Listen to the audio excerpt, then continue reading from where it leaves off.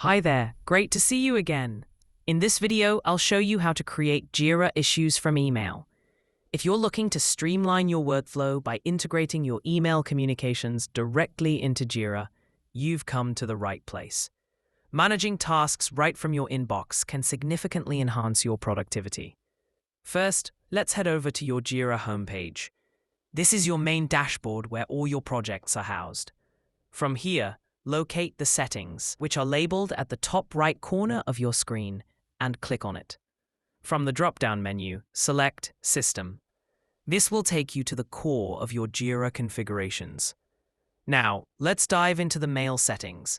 Scroll down until you find the section titled Mail Settings and click on Incoming Mail. This section is crucial as it allows Jira to handle emails in a structured way. Next, look for the option that says Add Incoming Mail Handler and click on it. This feature is key to defining how emails convert into Jira issues. You will be prompted to enter a unique name for this mail handler. Choose a name that reflects its function for easier reference. Additionally, you should select the email server you've set up beforehand. Ensuring your email server is correctly configured is essential for smooth communication between your email and Jira. Once you've named your mail handler and selected your server, it's time to decide on your mail handler type. This choice will dictate how your emails are processed. You can either create a new issue or add a comment to an existing issue. Consider your workflow needs when making this decision. Proceed by clicking Next to move to the configuration stage, where you'll define your email processing rules.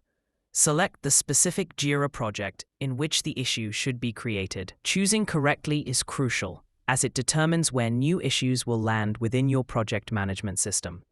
Also, set your default issue type, whether it's a bug, task, or story, according to your team's workflow needs.